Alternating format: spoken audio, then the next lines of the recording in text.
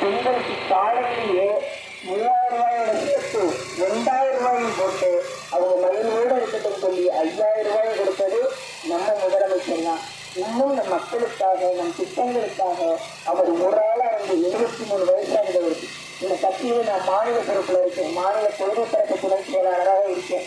ஆனா நான் காலையிலிருந்து வெயில்ல எல்லா இடத்துலையும் நான் பரப்புரை பண்ணிட்டு வரேன். எதுக்காகனா உங்க வீட்டுல பிள்ளைங்க இருக்காங்கல்ல, என்னை போன்ற பிள்ளைகள் இன்னும் 4 தலைமுறை பிள்ளைகள் இருக்காங்கல்ல, நம்ம தமிழ்நாட்டை அழிப்பதற்கு நம்ம தமிழ் மொழியை அழிப்பதற்கு நம்மோடு கும்பல் கங்கணம் கட்டி கொண்டிருக்கு. அதுக்கு கருதியா இந்த அதிமுகவை பயன்படுத்துது. நம்ம தெரியாத்தனமா இந்த ரெட்டை நம்ம ஓட்ட போட்டோம்னா நம்ம தமிழ்நாட்டை சாவு வாங்குவதற்கு மோடி துடிச்சுக்கிட்டு இருக்காரு. அப்போ ஒற்றை மனிதரா இவங்களுக்கெல்லாம் சவால் விடுறது யாரு? நம்ம முதலமைச்சர் மட்டும்தான். அவர் இல்லையே நமக்கு கடைசி நம்பிக்கை நம்ம முதலமைச்சர் தான்.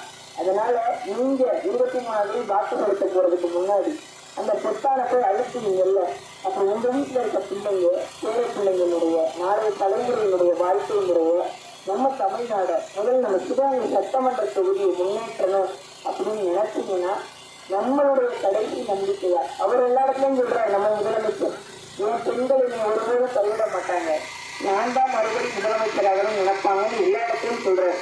அப்ப நம்ம அவரை கைவிடலாமா? நம்ம மக்கள் கைவிடலாமா? விடக்கூடாது. கட்டாயம் நம்ம கண்டிப்பா அவர் அரியணை ஏற்றணும். நம்மளுடைய அண்ணன் கருணாஸ் அவர்களை உங்களுக்கு திரைப்பட நடிகராக அவரை தெரிஞ்சிருக்கோம், படத்துல பார்த்துருப்பீங்க. இன்னைக்கு உங்களோட பேசுவாரு. மக்களா ரொம்ப எளிமையான ஒரு மனிதர். இந்த தடவை நமக்கு புதிதாக ஒரு அறிமுகமா நம்ம சிவகங்கை சட்டமன்ற தொகுதிக்கு நம்ம முதலமைச்சர் அரியணை இருக்காருன்னா நம்ம சிவகங்கை சட்டமன்ற தொகுதிக்கு என்னென்ன பிரச்சனையோ நேரடியாக நம்ம முதலமைச்சரை கேட்டு வாங்கி தருவாரு. மறுபடியும் ஏற்கனவே வாயும் பேசாம அங்கேயே போய் உட்கார்ந்து எதிர்த்துக்குள்ள நிற்காம இந்த மனிதருக்கு ஓட்ட போட்டு வீணடிக்காம நம் மக்களுக்காக நம் தமிழ்நாட்டிற்காக நம்ம சிவகங்கை சட்டமன்ற தொகுதிக்காக நம்ம முதலமைச்சர் கொண்டு வந்த எல்லா திட்டங்களும் மறுபடி தொடர்ந்த நண்டு மக்கள் கருதிப்பட்டி மக்கள் நீங்கள் வாக்களிக்க வேண்டிய சின்னம் நமது வெற்றி சின்னம் உதவி சின்னத்தில் வாக்களிப்பீர்கள் என்று கூறி இன்னும் சற்று நேரத்தில் அண்ணன் வந்து விடுவார்கள். நீங்கள் முதலமைச்சர்